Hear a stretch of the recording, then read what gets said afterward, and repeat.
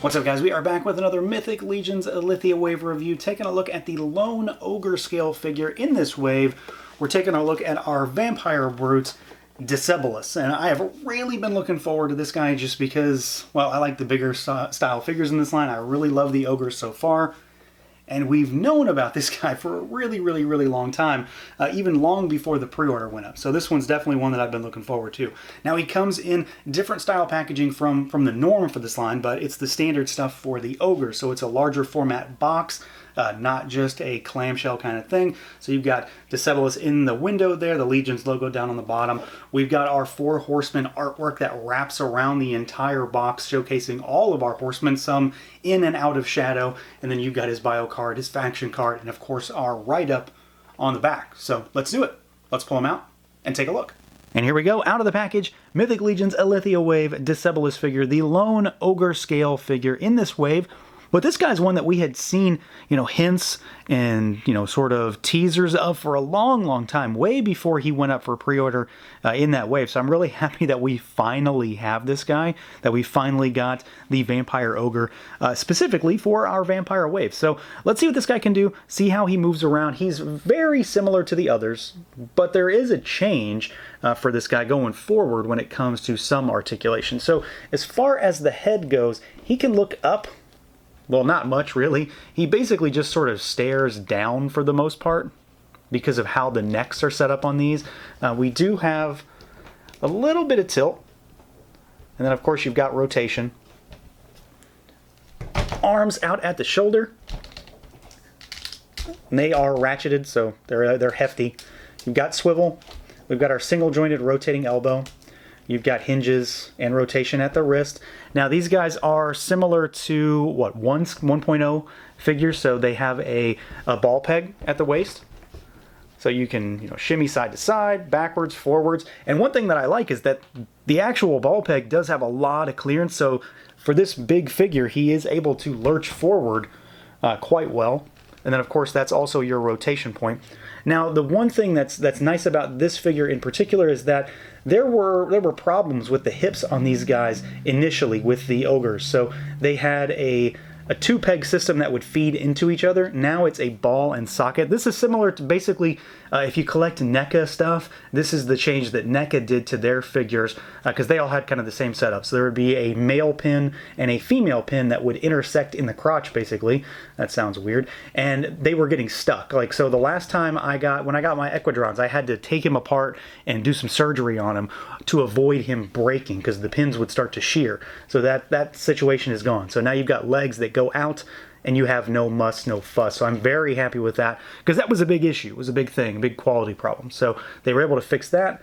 They go all over the place, and you've still got your thigh twist up there. We've, of course, got single-jointed rotating knee. You don't get 90 on this because of the design here.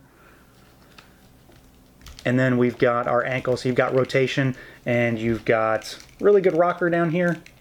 Nice rocker, nothing in the way.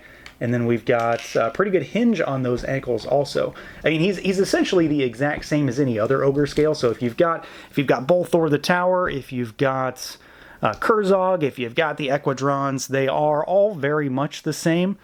But he does have this nice new hip system that should be the thing going forward for any of these larger figures, is the big old hip system, so they don't have any concern, no problems when it comes to moving them around.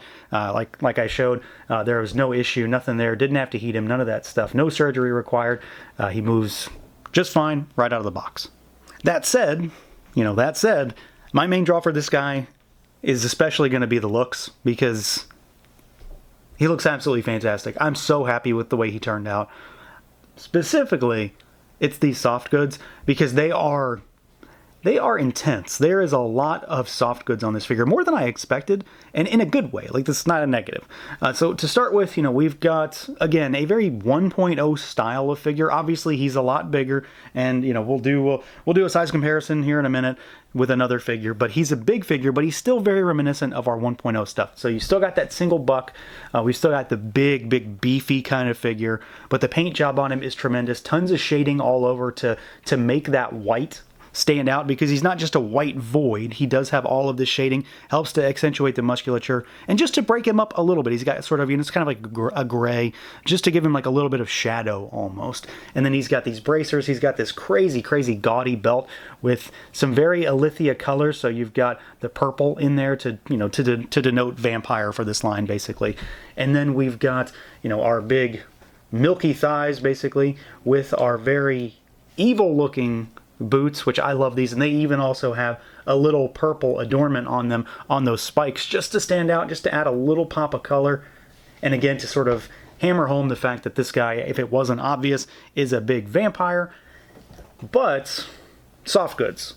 The soft goods on this figure are just tremendous, and I really like them. I guess I didn't really pay attention to what the material was going to be on this figure. So to start with, we've got our belt, and it sort of cinches everything down. You know, you can take some of this off if you want. You don't have to use all of it. He's got a fur piece under here. This is similar to, if you've got Cassia, it's similar to the fur piece that she has. So it's really fuzzy, but it's really good. I really like these, especially when it comes to being like just a big fur strap or something that sort of sits all over top. So that's his furry loincloth piece, basically.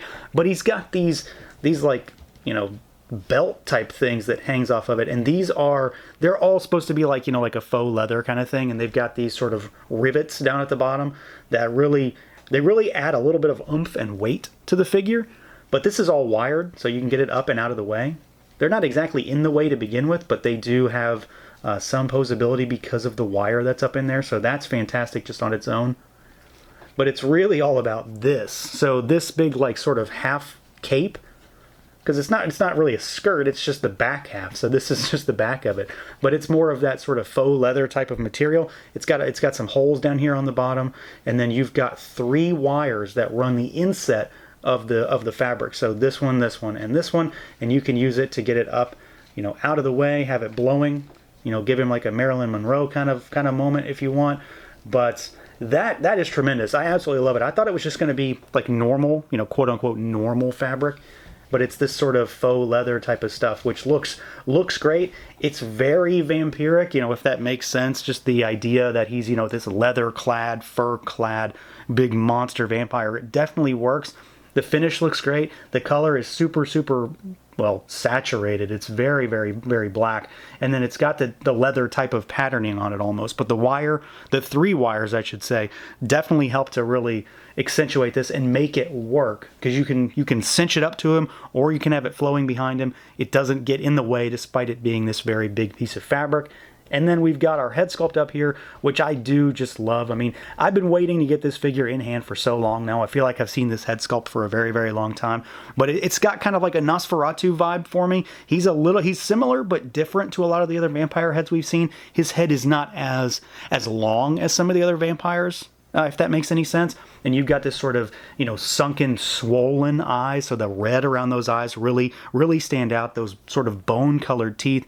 And he just looks like some sort of, like almost ancient, very different kind of vampire from some of the other stuff that we've got. They all kind of go together, but he seems to be a little something extra. And I know he's supposed to be sort of a blend of the ogre and the vampire, so he does come off as being slightly more unique, in addition to the fact that he is this super hulking thing. And for a really, really quick size comparison, just within Legions, we've got DECEBALUS here in the middle with a 1.0 style figure, an old 1.0 style figure, Carpathius the vampire, and then we've got him with, not a 2.0, but a smaller style figure, Krotos from the same wave, the Illythia wave. So he's basically a dwarf. It gives you an idea of exactly what we're working with here. So while this guy is, in, you know, theory, basically just a 1.0 figure, he is supersized 1.0 figure. So he's the same type of construction as our normal figures, just, what, 3 inches taller and equally as bulky. He has a lot of girth, he's got a lot of size, and he definitely makes everything but the trolls really sort of fall in line. He will tower over literally everything else in your Legion.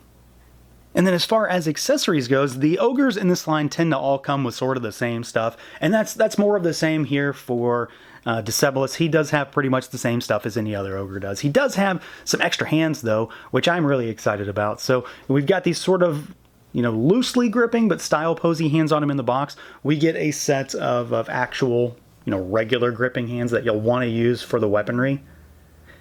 So you've got those, so you've got extra hands, and then we've got his actual weapons. So these are, again, kind of the same stuff. If you've got any ogre, you basically have got this stuff before. So he's got the axe. And none of this stuff has any detail paint on it, unfortunately. I'm kind of bummed out by that. I kind of wish it had a little bit more. And you can remove all of these parts, so they're modular. So you can take the axe apart, and then you can apply this to it right here, and you can make it into something, you know, bigger if you want.